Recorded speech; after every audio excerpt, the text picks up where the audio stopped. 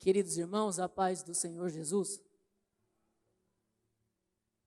Assentado como vocês estão, eu gostaria de convidar a vocês para abrirem suas Bíblias no livro do Apocalipse, capítulo de número 21.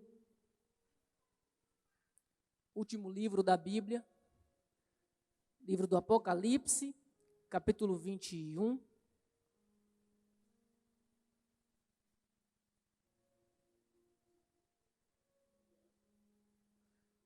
Último livro, em seu penúltimo capítulo. A partir do versículo de número 1, diz assim: E vi um novo céu e uma nova terra, porque já o primeiro céu e a primeira terra passaram, e o mar já não existe. E eu, João, vi a santa cidade, a nova Jerusalém, que de Deus descia do céu, adereçada como uma esposa ataviada para o seu marido. E ouvi uma grande voz do céu que dizia: Eis aqui o tabernáculo de Deus com os homens, pois com eles habitará, e eles serão seu povo, e o mesmo Deus estará com eles, e será o seu Deus. E Deus limpará de seus olhos toda lágrima, e não haverá mais morte, nem pranto, nem clamor, nem dor, porque já as primeiras coisas são passadas. E o que estava assentado sobre o trono disse: Eis que faço novas todas as coisas. E disse-me: Escreve, porque estas palavras são verdadeiras e fiéis. E disse-me mais: Está cumprido. Eu sou o Alfa e o Ômega, o princípio e o fim. A quem quer que tiver sede, de graça lhe darei da fonte da água da vida. Quem vencer, herdará todas as coisas. E eu serei seu Deus, e ele será meu filho. Vai um amém? Glória a Jesus. Queridos irmãos, eu quero falar com vocês em alguns minutos acerca da realidade da eternidade. Apesar de a Bíblia ser o livro mais lido do mundo, não apenas o mais lido, como também o mais traduzido, o mais vendido, em contrapartida, há um livro na Bíblia que é o menos lido dela. Para você que estava voando, não pegou, vou te dar mais uma chance. Apesar de a Bíblia ser o livro mais lido do mundo, há um livro na Bíblia que é o menos lido dela. Você já sabe qual livro é? É o livro do Apocalipse. A grande verdade é que muitos cristãos, eu não estou dizendo ímpios, eu estou dizendo cristãos, sofrem de escatofobia ou apocalipsefobia. Para muitos há neste livro aqui algo que causa espanto, que causa medo, pavor até. Há pessoas que resistem ler este livro. A Bíblia também não foi escrita para ser lida apenas, mas para ser estudada, e por isso há outros que resistem estudar o livro. Há quem também resista pregar sobre este livro. Mas se para alguns aqui este livro causa pavor, medo, eu quero esta noite, através do Espírito de Deus, te convencer de que este livro não foi escrito para esse propósito. Ele não foi escrito com o propósito de te assustar. Não. Se você é servo de Deus, este livro foi escrito para o seu consolo, para você se alegrar. Porque as primeiras palavras deste livro são: esta é a revelação de Jesus Cristo, que Deus lhe deu, para mostrar aos seus servos as coisas que breve devem acontecer. Primeiro, uma revelação de Jesus Cristo, para que ele mostrasse a nós. Este livro foi escrito para nós. Ele é uma carta cujo destinatário é você. Para mostrar aos seus servos as coisas que, não é que possivelmente acontecerão, não. Que talvez aconteçam, não. Não é acerca das coisas que, dependendo de como o mundo reagir, de como os homens, se eles aceitarem ou não, vão acontecer, não. As coisas que breve devem acontecer. Quem disse devem, não é um homem qualquer. É o homem que se fez homem, mas sendo homem não deixou de ser Deus. E todas as palavras que ele disse, ele pode cumprir. Se ele disse devem, certamente acontecerão. E de fato, tem acontecido. Muitas coisas já aconteceram, outras estão acontecendo, outras estão para acontecer. Mas não é para você ficar assustado. Billy Graham, grande evangelista, disse: eu li a última página da Bíblia e posso garantir, vai ficar tudo bem. Tudo vai dar certo. Só tem essa garantia quem lê a última página da Bíblia.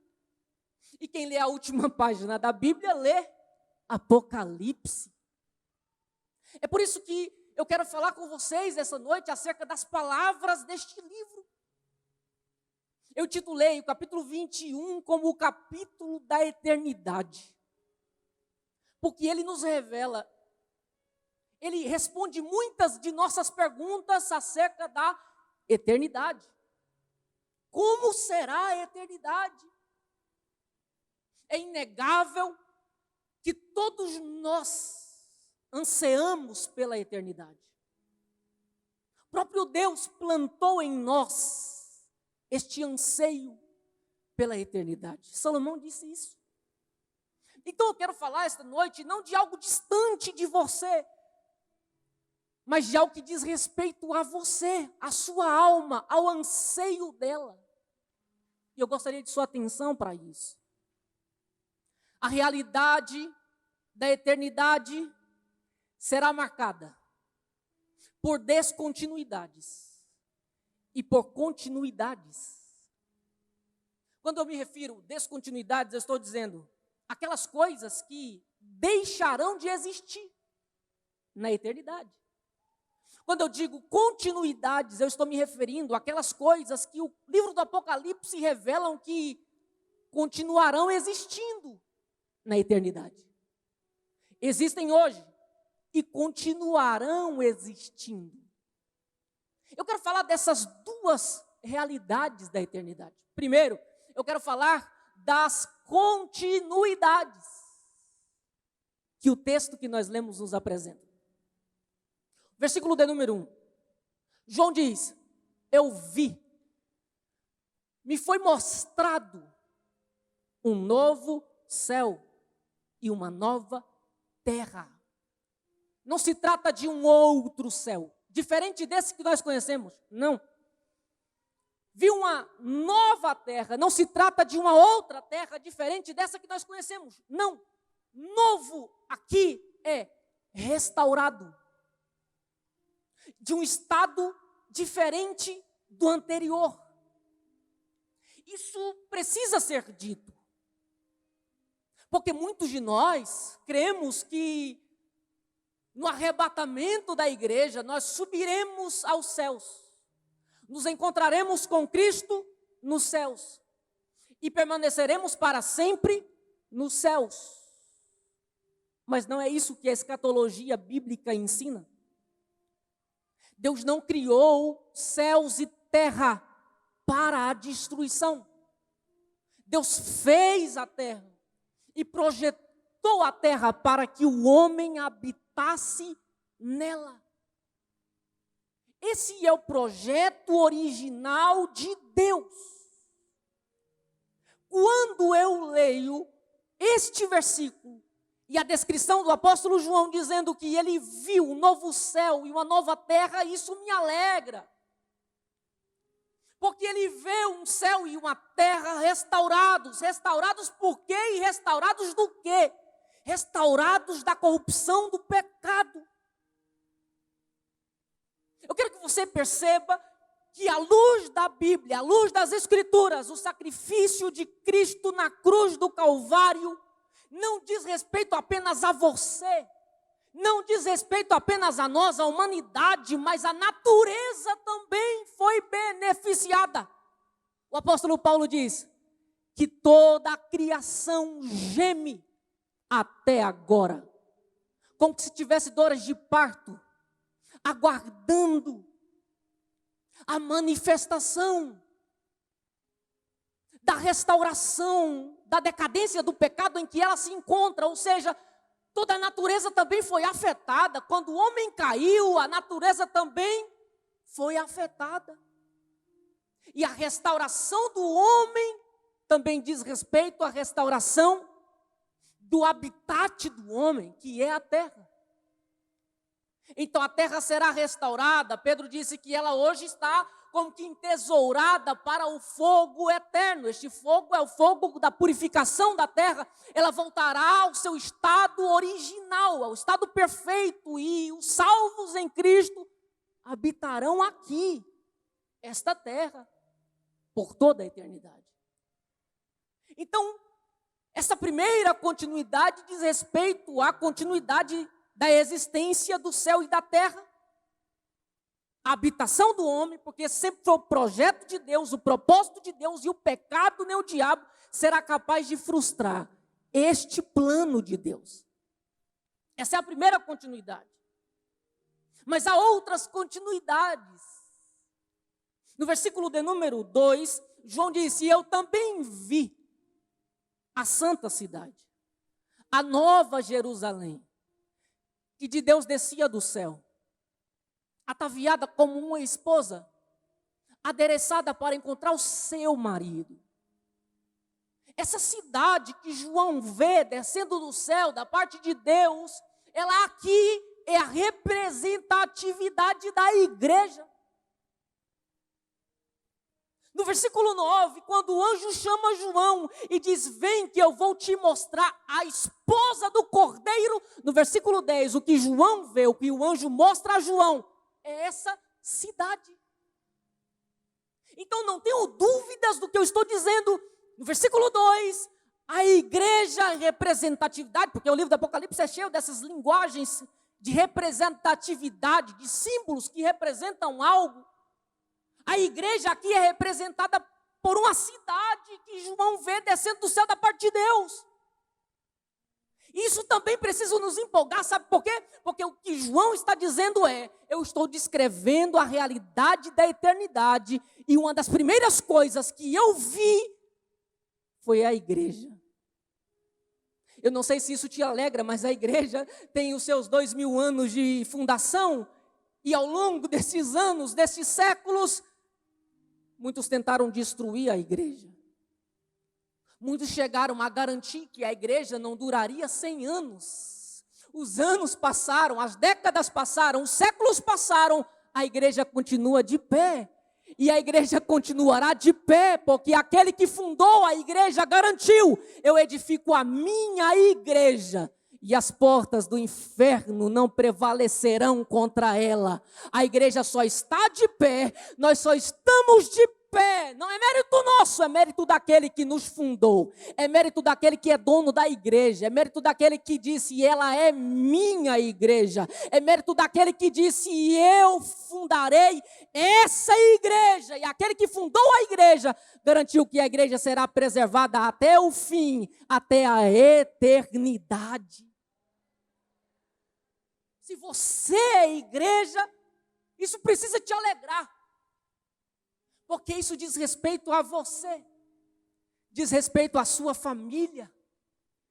O que este texto está garantindo é: nada vai parar a igreja, nada vai destruir a igreja.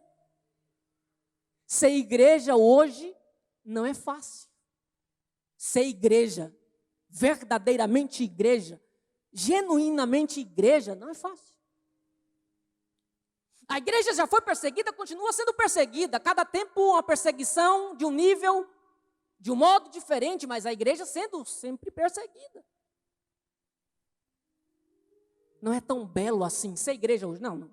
Perseguida, desprezada, afrontada. A moda hoje é falar da igreja, é desprezar a igreja, é afrontar a igreja. O que João está dizendo é: eu vi uma cidade descendo do céu, adereçada, adornada como uma esposa para encontrar o seu esposo. Para os povos do Antigo Oriente não havia nada tão belo como uma noiva no dia do seu casamento, no dia de encontrar com um noivo. O que João está dizendo é: a eternidade irá revelar a beleza de ser igreja, a beleza de ser servo de Deus, a beleza de suportar a afronta, de suportar o desprezo e não negar a fé, e não negar que você é igreja, e não negar que você tem um dono, que você não faz o que você quer, mas que você faz a vontade daquele que te comprou com o seu precioso sangue. Isso é extraordinário. A igreja sendo preservada até o fim. Eu não posso garantir nada em relação aos nossos governantes, em relação ao nosso país, em relação ao mundo. Eu não posso garantir nada. Mas uma coisa eu posso garantir, à luz desse texto: nós, igreja de Deus, seremos preservados até o fim. Venha o que vier, aconteça o que acontecer, a igreja de Deus destruída não será. Ela pode ser perseguida, destruída nunca. É isso que o texto está dizendo. O que João está descrevendo é a realidade da eternidade. Ele está dizendo: eu estou vendo continuidades. Eu estou vendo que o céu e a terra continuarão existindo. Eu estou vendo que a igreja também, apesar de perseguida, continuará existindo.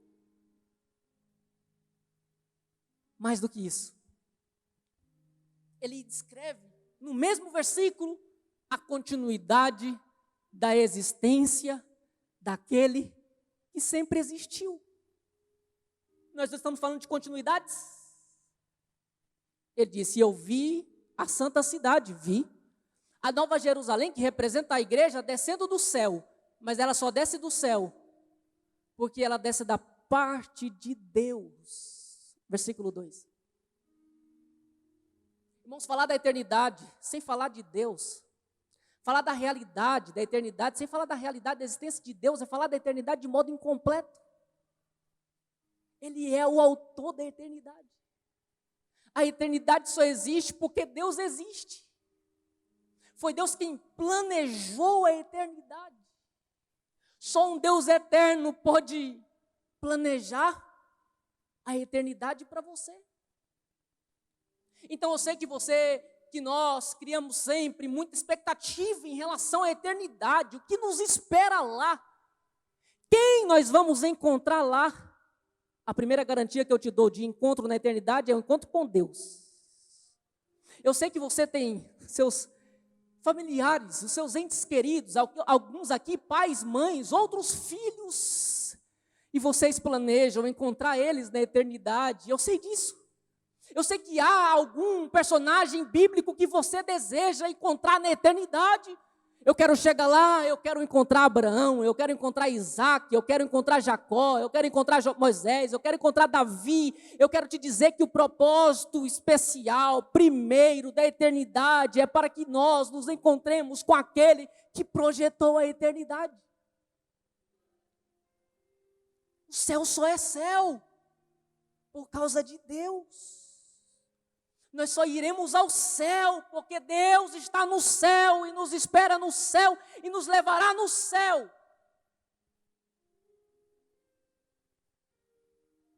Os encontros que teremos é consequência, é resultado. Mas o nosso primeiro e maravilhoso encontro será com Deus. A garantia da eternidade é Deus. A garantia de que você viverá a eternidade com Deus é o Espírito eterno de Deus que habita em você. Há muitos aqui que estão desesperados. Há muitos aqui que vivem ansiosos em relação ao futuro. Eu quero dizer para você que a segurança do seu futuro é Deus. Ele está lá. Ele já cuidou de tudo. Este capítulo revela a história tem um Senhor. E o Senhor da história é Deus. Foi Ele quem projetou e escreveu o primeiro capítulo da história. Todos os capítulos sequentes da história também foram escritos por Ele. E o último capítulo também. E porque Ele é o Deus eterno, imutável, o Senhor da história, Ele garantirá que tudo aconteça como Ele planejou.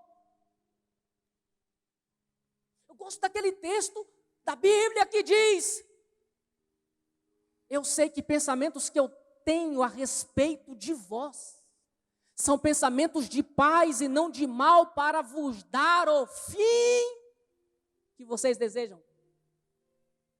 Ele não disse que o que Ele projetou para você é algo estranho aos seus desejos, não.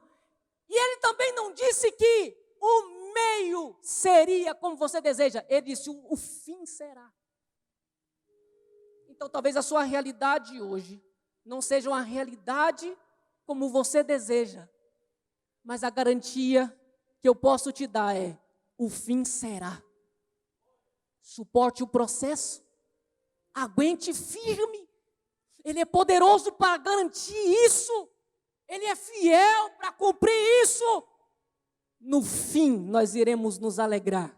No fim, nós iremos celebrar. No fim, nós iremos dizer, valeu a pena. É isso que Apocalipse está dizendo. Você precisa vislumbrar a realidade da eternidade. Continuidade é porque Deus continuará existindo que eu quero ir para lá. É por isso que eu desejo a eternidade, porque Deus estará nela.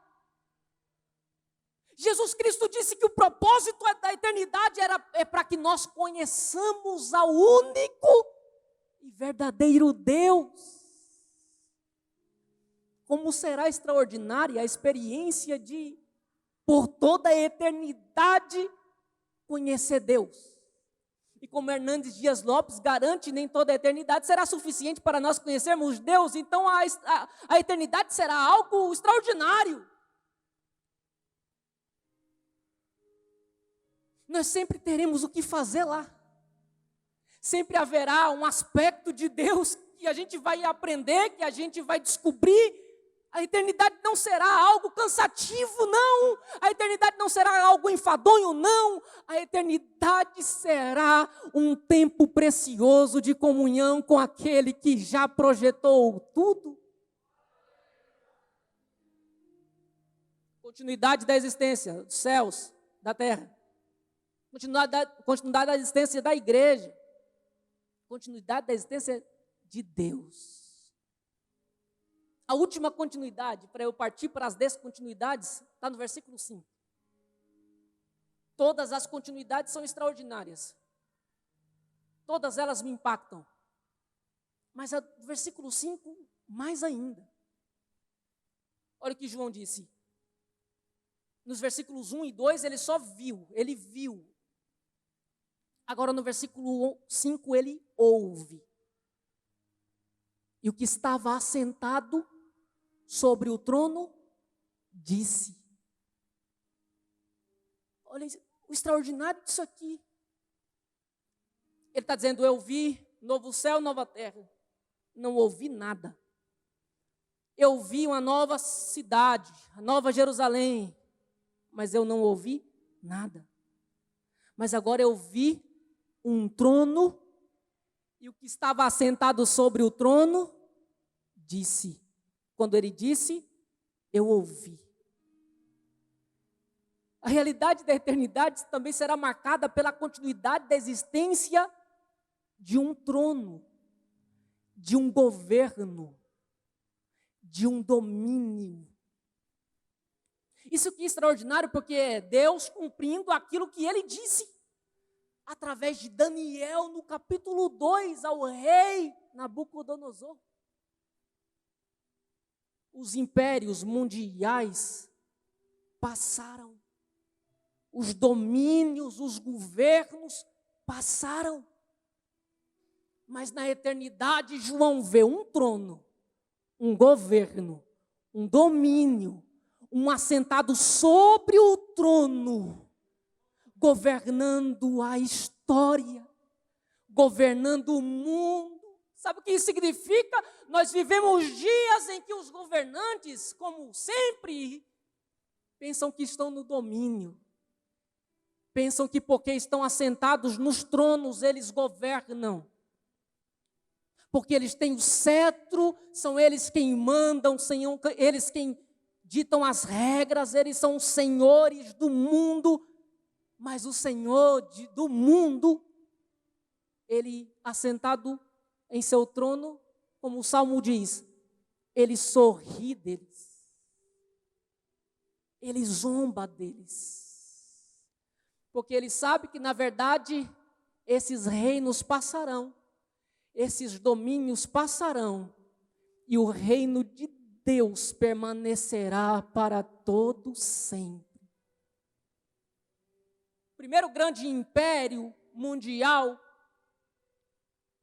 que foi o Império Babilônico, de uma proporção gigantesca, seu rei, assentado em seu trono, ouviu Daniel dizer, você teve um sonho essa noite.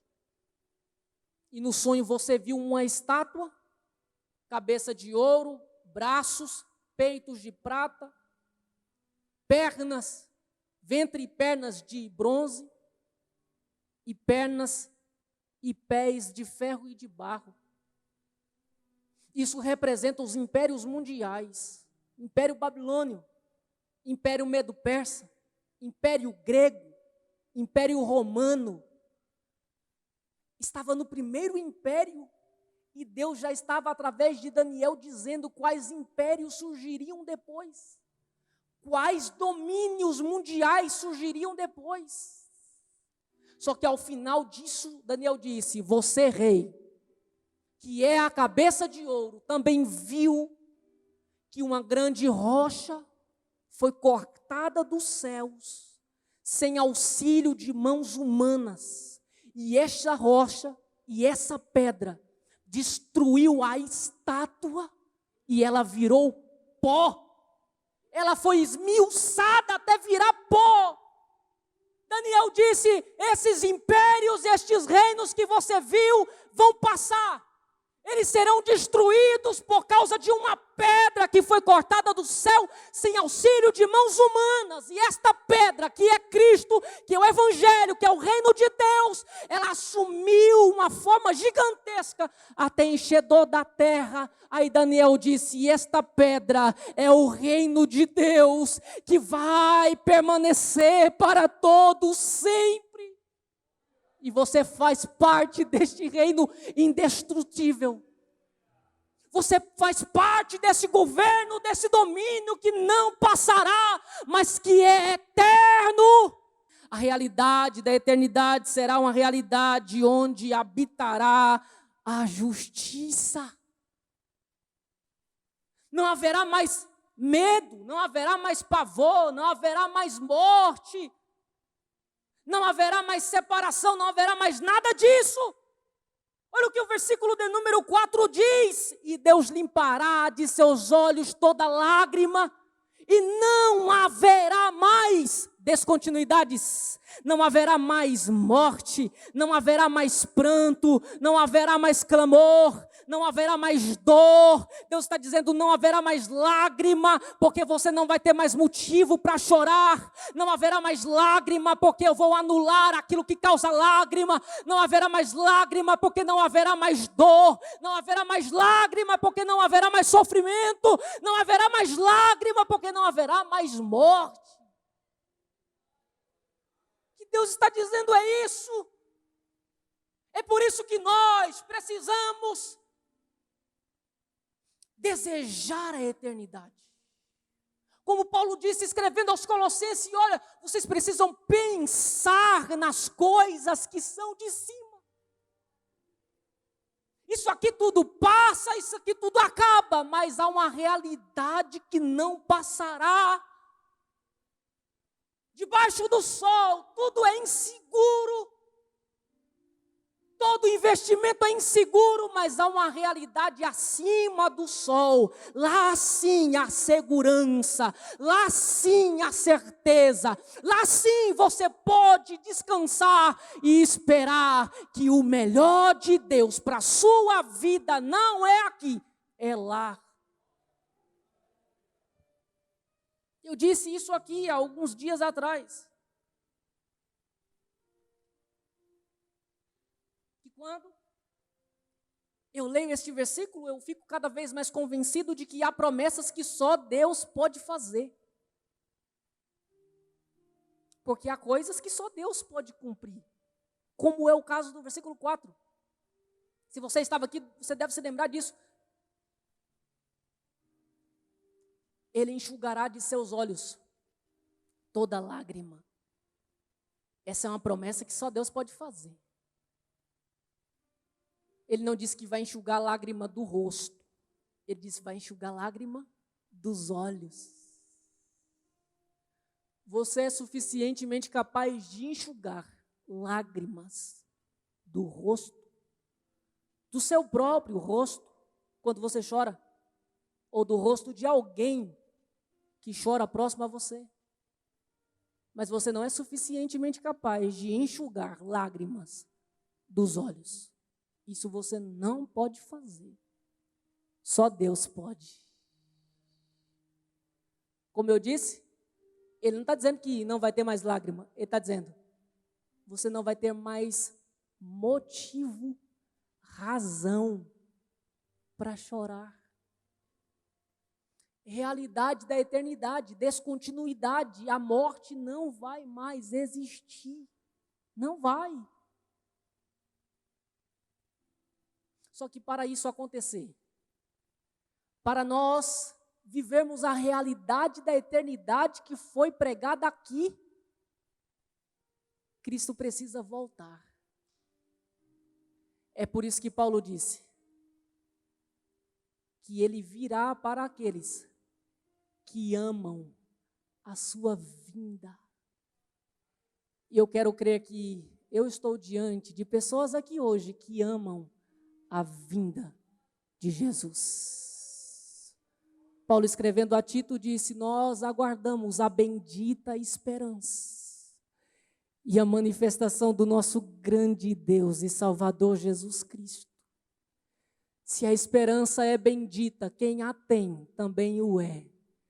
Você é bendito, você é bem-aventurado, você é feliz por causa da esperança que você tem.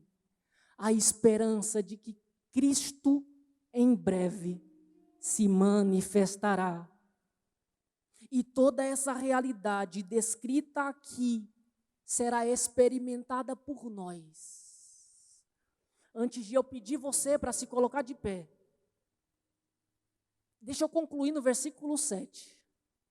Quando Deus diz, quem vencer herdará todas essas coisas. Eu serei o seu Deus, ele será meu filho. Ele será mais do que vencedor. E mais do que vencedor aqui, não significa que você não terá derrotas pessoais em sua vida. Não é isso. Mas quem vencedor é aquele que, apesar das frustrações da vida, das derrotas pessoais que teve, permaneceu firme aos pés de Cristo. A primeira palavra dessa conclusão é para você, que está pensando em desistir de Cristo. A palavra para você hoje é: não desista daquele que não desistiu de você.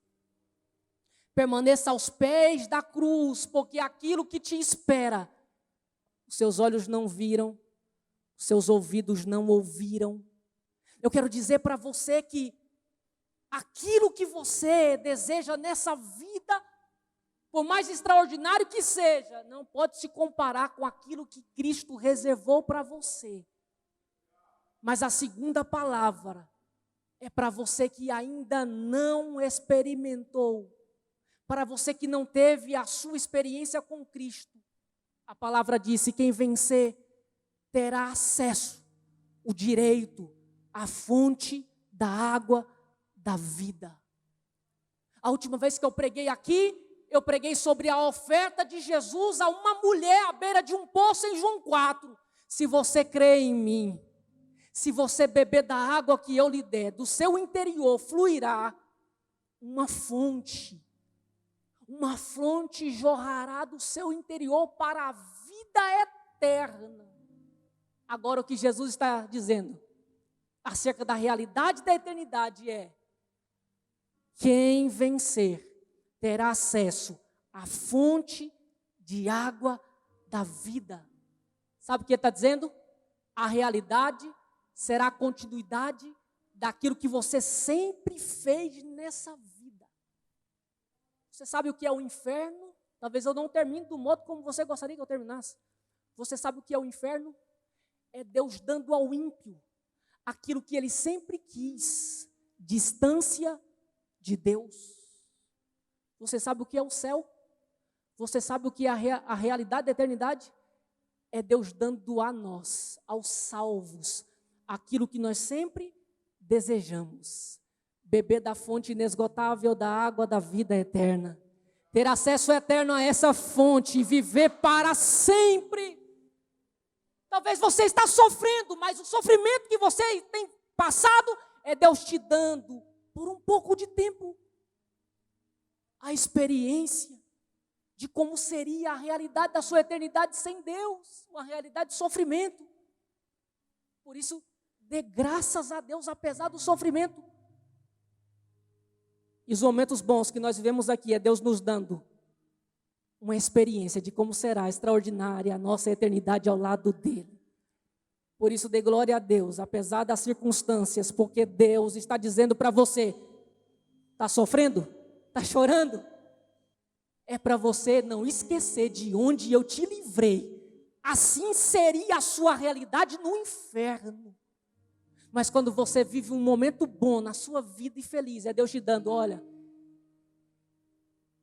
não desista, permaneça firme, porque não será assim, será melhor a sua eternidade comigo.